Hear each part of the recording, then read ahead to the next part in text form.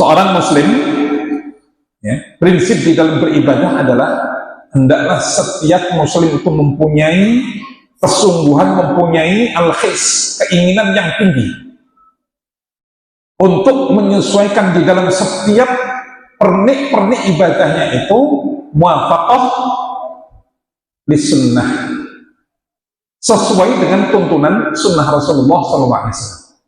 Ya. Jadi prinsip di dalam ibadah yang ke-11 ini hendaklah setiap muslim, kita semuanya ini di dalam beribadah senantiasa bersemangat koreksi diri di dalam menyesuaikan di dalam setiap amal ibadah kita ini agar sesuai dengan sunnah Rasulullah SAW. Ya. Mulai dari A sampai Z-nya, ya. Hendaklah kita ini selalu koreksi diri. Apa kita ini sudah benar ibadah kita sesuai dengan apa yang Rasulullah SAW tuntunkan, atau ada yang kurang? Ini harus ada, selalu ada, hidup di dalam hati seorang muslim, sehingga pada satu saat akan mencapai kesempurnaan. Ya. Karena ibadah ini adalah persoalan tauqifiyah yang harus plek-plek mengikuti tuntunan Rasulullah SAW. Jangan dilebihi dan jangan dikurangi. Ya. Persis apa yang dituntunkan oleh Rasulullah SAW. Ya. Nah, disinilah ayat pentingnya kita ini untuk berbujang masalah ilmi, bermajelis ilmu, duduk-duduk di dalam majelis ilmu yang demikian ini, supaya kita ini bisa mempunyai ukuran kira-kira sholat yang sudah kita lakukan ini sesuai, sudah sesuai tidak dengan apa yang Rasulullah SAW tuntunkan. Di sini pentingnya, ya. Mulai dari takbir kita, bagaimana posisi Rasulullah SAW mencontohkan kita ketika takbiratul ihram, mengangkat tangan pada posisi apakah sejajar dengan pundak, apakah sejajar dengan kuping, atau di atas kepala. Semuanya itu tidak luput dari apa yang dituntunkan oleh Rasulullah SAW kepada kita. Maka kita, kewajiban kita adalah menyesuaikan dengan apa yang Rasulullah SAW tuntunkan. Ya. Jangan berlebih dan jangan berkurang. Sebagaimana yang Rasulullah SAW sabdakan pada kesempatan ini, saddidu wa qaribu. Ya. Hendaklah kalian yang benar dalam ibadah itu. Wa qaribu, dan pertengahan. Jangan tafrid dan jangan ifrat, jangan berlebihan menghulu di dalam ibadah, dan jangan juga mengurang-urangi di dalam ibadah. Karena berlebihan di dalam ibadah tidak baik, ya. Dan mengurangi di dalam ibadah juga tidak baik, karena itu lebih dekat kepada sifat orang-orang munafikin, sifat orang-orang munafik. Ya. Maka ikhwan fillah subhanallah, ada satu riwayat dari Anas bin Malik radhiyallahu anhu. Beliau mengatakan, beliau bercerita, ja'a thalathatu rahdin ila buyuti azwajin Nabi sallallahu alaihi wasallam yas'aluna an ibadatin Nabi sallallahu alaihi wasallam. Satu ketika diceritakan oleh Anas bin Malik, ada 3 orang yang datang kepada salah satu di antara istri Rasulullah SAW. Tidak disebutkan apakah ini Aisyah atau Ummu Salamah atau Juwairiyah atau yang lainnya. Salah satu di antara istri Rasulullah SAW. Dalam rangka apa? Mereka bertanya tentang hal ihwal ibadahnya Rasulullah SAW. Bagaimana ibadahnya Rasulullah kalau di rumah? Walamma ukhbiru, maka ketika mereka itu diberikan penjelasan, diceritani tentang keadaan ibadahnya Rasulullah SAW di rumah, ka'annahum yuqallun, ka'annahum taqalluha, maka mereka itu seolah-olah menganggap remeh, menganggap sedikit terhadap apa yang telah Rasulullah SAW lakukan yang berupa amal ibadah ketika di rumah. Ya. Ka'annahum taqalluha, mereka menganggap remeh terhadap apa yang telah dilakukan oleh Rasulullah SAW. Waqalu, maka di antara mereka mengatakan, wa inna nahnu minan nabi sallallahu alaihi wasallam qad ghufira lahu ma taqaddama min dhanbihi wa ma ta'akhkhara. Ya, pantas saja kalau Rasulullah sallallahu alaihi wasallam ibadahnya seperti itu, biasa-biasa saja. Dan Rasulullah itu sudah maksum, sudah dijamin ampunan oleh Allah, ma taqaddama wa ma ta'akhkhar, dosa-dosanya yang dahulu maupun yang akan datang sudah dijamin oleh Allah Subhanahu wa taala akan diampuni dosa-dosanya. Ya maklum saja kalau demikian ibadah Rasulullah ya enteng-enteng saja, ibadahnya Rasulullah ya biasa-biasa saja. Qala ahadum, salah satu di antara mereka mengatakan, amma ana fa inni usalli al-laila abadan. Kalau saya diceritani kalau Rasulullah itu sholat tahajud, ya sholat ketika malam itu. Kalau sudah ngantuk ya tidur, atau tidur dulu. Kalau sudah cukup tengah malam, sepertiga malam Rasulullah bangun. Tetapi mereka ini, satu di antara tiga orang ini, amma ana fa inni usalli al-laila abadan. Oh, kalau saya semalam suntuk sholat tahajud, semalam suntuk mulai setelah isya sampai subuh full tahajud. Oh, gini ya, seolah-olah mereka ini memang membanggakan terhadap amal mereka ini. Satunya mereka mengatakan demikian. Wa qala akhar, dan satunya lagi mengatakan ana asumud dahra wa la iftir. Oh, kalau saya puasa itu shaumud dahr, puasa terus-terusan, setiap hari puasa selama 1 tahun itu. Karena dijelaskan Rasulullah itu kadang puasa, kadang tidak, kadang puasa, kadang tidak. Rasulullah kalau sudah puasa ya puasa seolah-olah tidak pernah buka, tapi kalau sudah buka seolah-olah tidak pernah berpuasa. Atau kadang Senin Kemis, atau kadang puasa Daud dan yang lain sebagainya. Nah, ini orang ini sumber ana asumud dahr wa la uftir. Kalau saya sumudah terus-terusan tiap hari berpuasa, tidak pernah muka. Wa qala akhar, dan yang lainnya mengatakan ana a'tazilun nisa fala atazawwaju abadan. Oh, kalau saya wis gak doyan wong wedok, sudah i'tizal, sudah saya tinggalkan wong wedok ya, karena dianggap orang wedok itu akan mengganggu ibadahnya kepada Allah Subhanahu wa taala. Nah, ketika mereka itu sudah berbicara seperti itu, faja'a Rasulullah sallallahu alaihi wasallam ilaihim faqala, tiba-tiba Rasulullah sallallahu alaihi wasallam datang kepada mereka ya, dan Rasulullah langsung mengatakan, antumul ladzina qultum kada wa kada, hei si fulan, kamu tadi ngomong begini ya, kamu tadi ngomong begini ya, kamu tadi ngomong begini. Langsung nyambung. Ini salah satu di antara ijaznya Rasulullah SAW. Meskipun Rasulullah ini tidak ada di dalam majelis itu, Rasulullah di luar, tapi Rasulullah nyambung dengan apa yang dibicarakan oleh orang-orang itu. Inilah salah satu di antara mukjizatnya Rasulullah SAW. Rasulullah langsung nyambung. Si fulan, kamu ngomong begini tadi, kamu ngomong begini. Aman wallah wa inni la'akhsyakum billah wa atqakum lahu walakinni asumu wa aftiru wa usalli wa arqudu wa atazawwaju nisa faman raghiba an sunnati falaysa minni.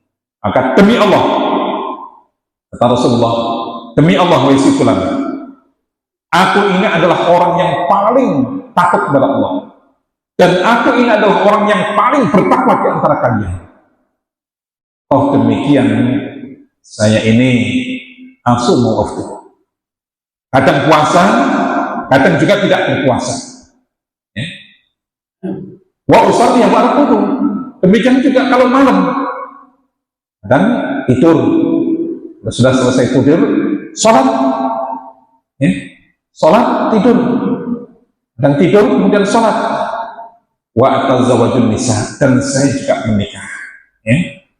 Maka ingat, faman raghiba an sunnati falaysa minni, barang siapa yang tidak suka, benci dengan sunnahku, apa yang dilakukan oleh Rasulullah itu, falaysa minni, maka bukan termasuk golonganku. Subhanallah ya. Keras sekali Rasulullah SAW. Orang-orang yang mereka menganggap seolah-olah dirinya ini lebih dari apa yang dilakukan oleh Rasulullah SAW, ternyata kena apa? Ulti. dari Rasulullah SAW. Faman raghiba an sunnati falaysa minni. Barang siapa yang tidak suka dengan apa yang aku lakukan ini, sunnahku ini, falaysa minni, dia bukan termasuk golongan. Inilah ayat ikhwahnya, pentingnya kita ini untuk senantiasa mempunyai al-hirs, ya, dari muwafaqatil sunnah, selalu berkeinginan untuk koreksi terhadap apa yang kita lakukan yang berupa amal ibadah itu agar sesuai dengan sunnah Rasulullah SAW, sehingga ibadah itu betul-betul berdasarkan tuntunan Rasulullah, bukan berdasarkan atas perasaan. Nah, orang-orang yang demikian atau orang-orang yang sejenisnya yang pada hari ini sama-sama kita saksikan, yang notabene mereka itu adalah golongan ahlul bid'ah, ya, orang-orang yang ahli bid'ah mengada-adakan, menambah-nambah di dalam masalah ibadah ini. Rata-rata mereka menganggap sebagaimana yang mereka menganggap kepada Rasulullah SAW. Taqalluha, ka'annahum taqalluha, mereka seolah-olah menganggap apa yang datang dari Rasulullah SAW itu masih belum cukup, sehingga perlu mereka mencari jenis macam ibadah yang menurut mereka dianggap sebagai pelengkap atau hal yang mungkin menganggap apa yang datang dari Rasulullah ini belum sempurna, sehingga mereka perlu untuk mencari tambahan-tambahan jenis macam ibadah dari si fulan, guru fulan, habib fulan, ya, thariqat fulan, dan lain sebagainya. Apakah itu dari macam apa ini jenis puasanya? Coba kita lihat itu puasa-puasa yang mereka lakukan, kadang-kadang tidak tahu apa dasar mereka melakukan puasa-puasa tertentu. Nah, kadang sholat juga demikian, apalagi sholawatan sudah. Jadi sholawat apa yang datang ditunjukkan oleh Rasulullah SAW, mereka belum cukup, sehingga perlu mereka untuk berkreasi di dalam sholawat, ya. Sehingga kita dapati hari ini sholawat itu sudah berapa ratusan atau mungkin ribuan macam sholawat. Ada sholawat nariyah, ada sholawat fatih, ada sholawat apa, ya. Setiap kelompok, setiap thariqat, setiap guru, setiap habib yang menciptakan sholawat lagi. Seorang-orang apa yang diajarkan oleh Rasulullah yang berupa sholawat itu tidak cukup, ya, kurang panjang. Atau sholat burdah, ya, dan lain sebagainya. Nah, inilah ayat ikhwah, ya, penyakit orang-orang yang ahlul bid'ah, orang-orang yang di dalam hatinya itu ada secara tidak sadar mereka merasa bahwa apa yang datang dari Rasulullah SAW ini masih belum komplit, belum cukup, sehingga mereka ada mencari yang lainnya. Nah, berlebih-lebihan seperti yang demikian itu, baik itu dalam berzikir juga demikian, ya. Berzikir, mereka melakukan zikir ini sampai 100.000 kali, 10.000 kali, dengan membaca ini dan membaca itu. Padahal apa yang Rasulullah SAW dari zikir-zikir itu mereka belum lakukan. Mereka sudah mencari zikir-zikir yang lain, ya, yang mereka sebut dengan ijazah dari guru ini, thariqat ini, dari habib ini, dari itu, ya. Padahal apa yang Rasulullah SAW tunjukkan saja belum dia lakukan. Subhanallah, ya. Berapa banyak hal yang demikian ini hari ini kita sama-sama saksikan. Mereka sibuk dengan berzikir ini puluh ribu. Padahal sebagian ulama mengatakan orang itu dikatakan sebagai orang yang cukup dia tidak berzikir kepada Allah Subhanahu wa Ta'ala kalau dia setiap apa yang ditentukan oleh Rasulullah, dari setiap aktivitasnya itu diselipi dengan zikir, ya. Makan ada zikirnya, masuk masjid keluar masjid ada zikir, masuk rumah keluar rumah ada zikir, naik kendaraan turun kendaraan ada zikir, mau makan selesai makan ada, bahkan tidur ada zikir. Maka orang-orang yang melakukan zikir-zikir itu ada itu yang dicontohkan oleh Rasulullah, itulah orang yang cukup di dalam berzikir, ya. Nah, inilah ikhwah pentingnya kita ini untuk rujuk kepada sunnah Rasulullah SAW. Nah, di sinilah pentingnya kita bermajelis ilmu itu di sini, ya. Karena kita kalau tidak seperti ini, apalagi yang tidak punya kesempatan khusus untuk belajar sendiri, sulit kita nanti akan bisa ngecek apakah amal ibadah kita ini sudah nyocoki dengan tuntunan Rasulullah. Karena ini adalah merupakan syarat mutlak, ya, sebagaimana pada prinsip yang kedua, ya, syarat untuk diterimanya amal ibadah adalah muwafaqah bis-sunnah, ya, mutaba'atul Rasul, mencocoki terhadap sunnah Rasulullah SAW, mengikuti tuntunan sunnah Rasulullah SAW. Demikian juga keadaan orang yang mereka itu menyepelekan. Ya, jadi ada dua kubu ekstrim di dalam ibadah ini. Ada yang berlebihan seperti tadi dalam kasus ini, ada yang mereka itu menyepelekan di dalam sunnah-sunnah Rasulullah SAW. Dan ini juga tidak kalah bahayanya, ya, sama-sama bahayanya. Karena kubu yang melembek-lembekkan di dalam masalah ibadah ini, ukuran yang Rasulullah SAW sudah tetapkan itu saja mereka sudah banyak mengurangi. Ini juga tidak kalah bahayanya.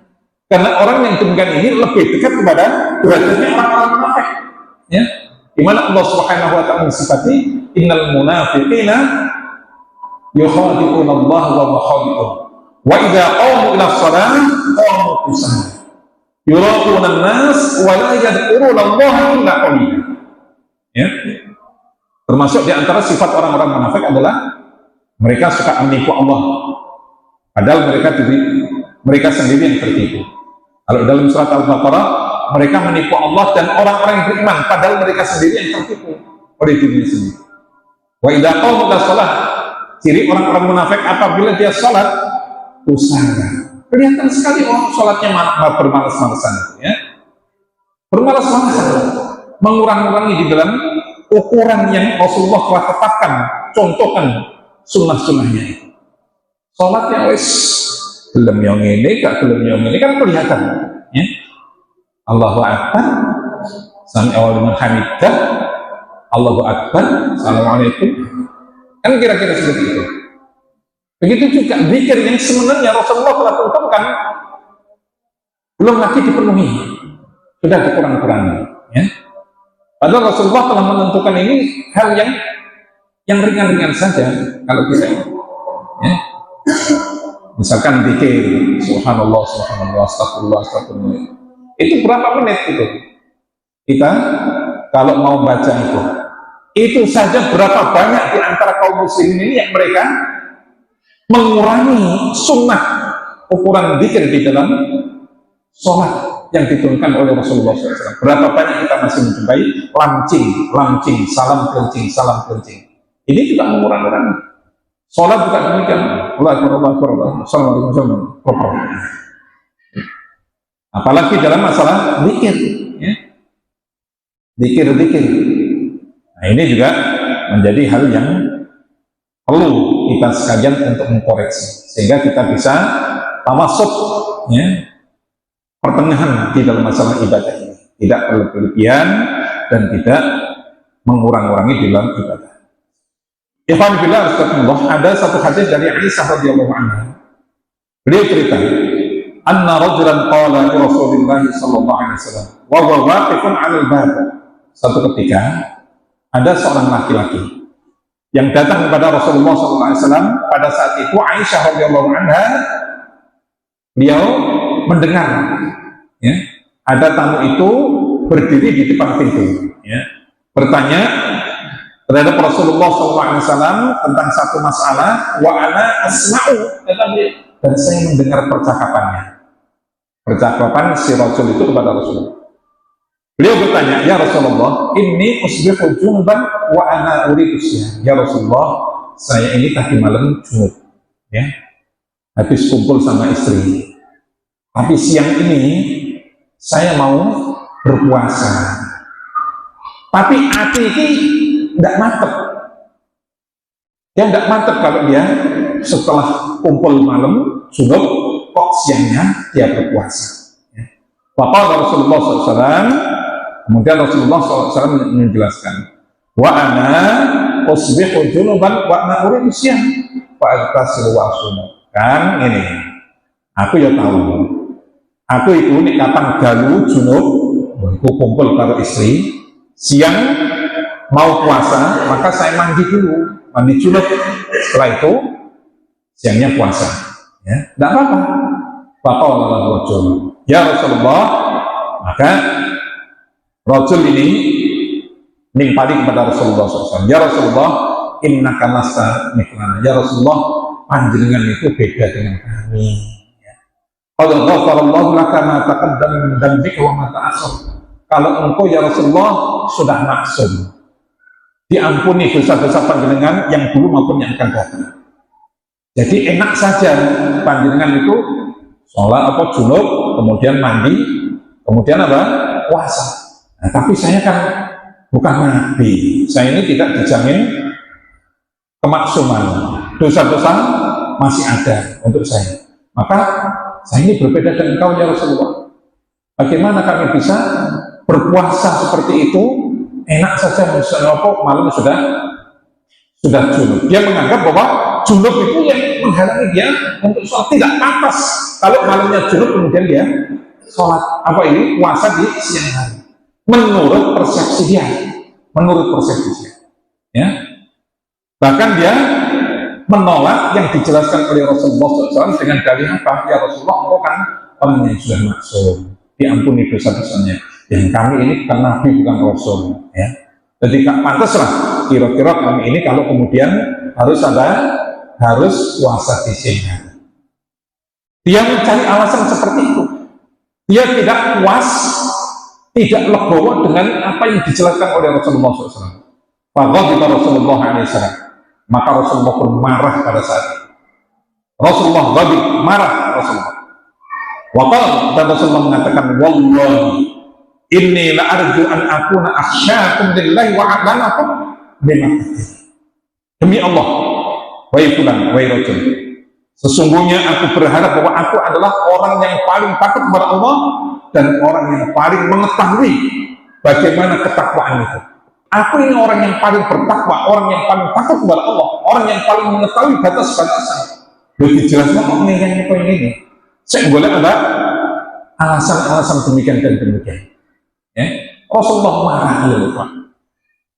Dia menolak apa yang datang dari Rasulullah SAW dengan apa? Rumongsoni.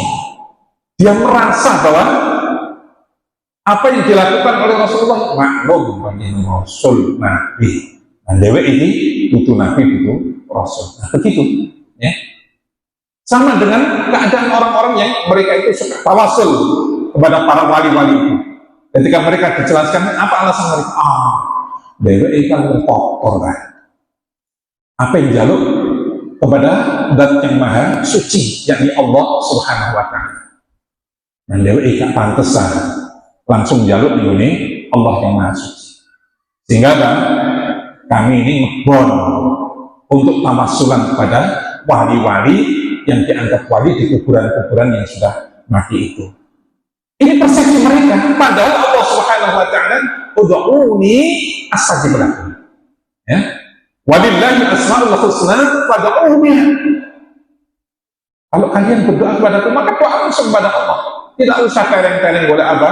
Boleh tukang pos, boleh tawassulan dan lain dan sebagainya kepada orang-orang mati. Ya. Dengan anggapan-anggapan seperti itu kan akal-akalan mereka saja. Nah inilah, ya. Di dalam masalah ibadah, kalau kemudian akal itu sudah terlibat, perasaan itu sudah dilibatkan, akhirnya ya, seperti ini. Rumongsoni dewa ini itu orang kotor, tidak patut untuk langsung meminta kepada Allah Subhanahu Wa Taala. Rumongsoni, ya. Padahal Allah walillahi asmaul husna fad'uhu biha. Allah ini mempunyai asmaul husna, maka berdoalah kalian dengan menggunakan asmaul husna. Minta rezeki yang Razzaq, ya Razzaq, ya Fattah, ya Fattah, dan lain sebagainya. Ini demikian, tapi mereka tidak cukup. Nah ini kasusnya seperti itu. Dan demikian juga ya ikhwah, ada satu hadis lagi ya. Satu lagi hadis dari Atha bin Yasar. Anna rajulan qabbala imra'atahu wa huwa sha'imun fi Ramadan. Wa wajada min dzalika wajdan shadidan. Fa arsala imra'atahu nas'alu lahu 'an dzalik. Ada seorang laki-laki dari Atha bin Yasar. Orang laki-laki ini dia mencium istrinya ketika bulan Ramadan dalam keadaan berpuasa. Ya. Setelah itu kemudian dia mendapati hatinya ini gundah, tidak tenang. Ya. rumangsa berdosa, rumangsa bersalah, rumangsa batal wong poso kok apa ngambung bojone. Akhirnya apa?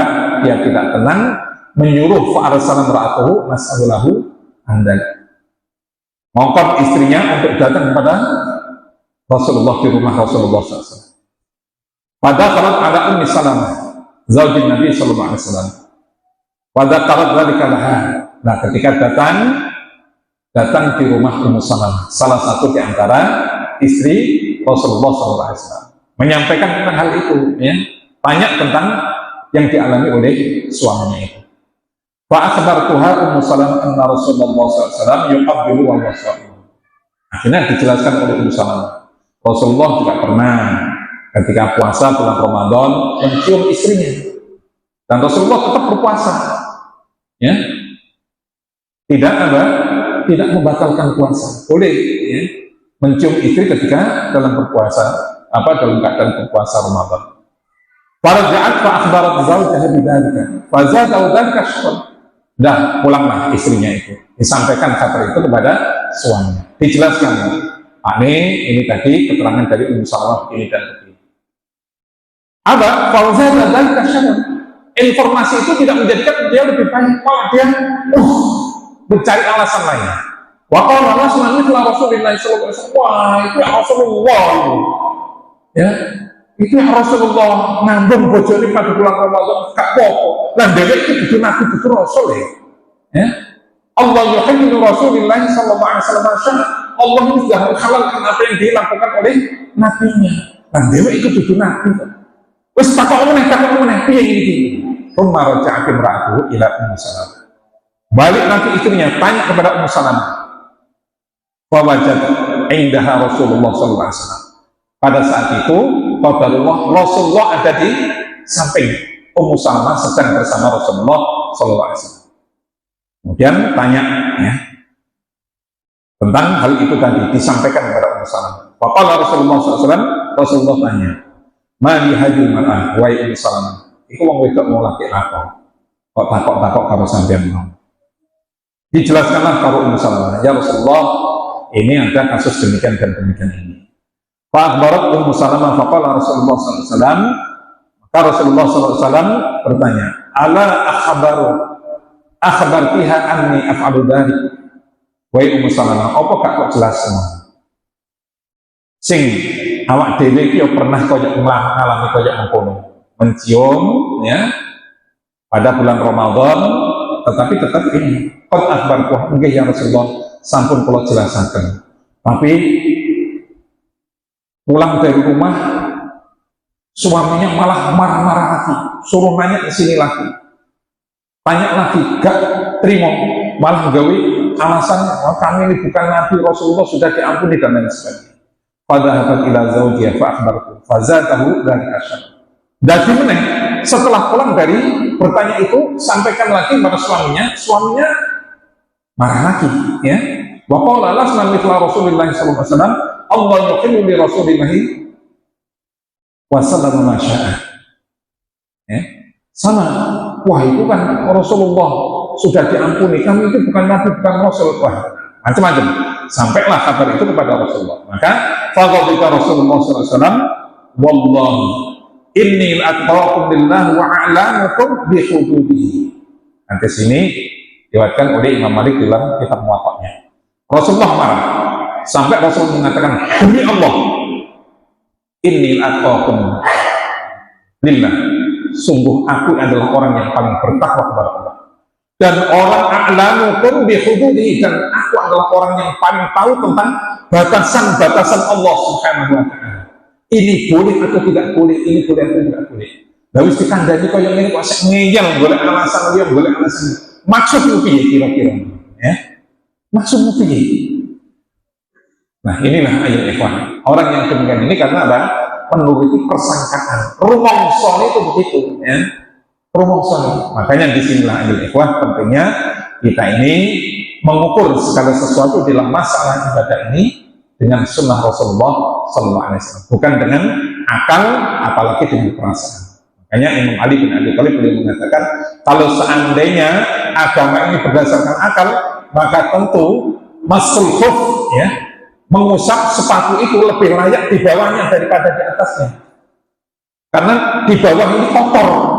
Nah, kita ini kalau bepergian itu kan dibolehkan kita ini ketika berwudu tidak usah nyopot apa sepatu, cukup diusap di atasnya, cukup diusap di atasnya selama 3 hari, dibolehkan.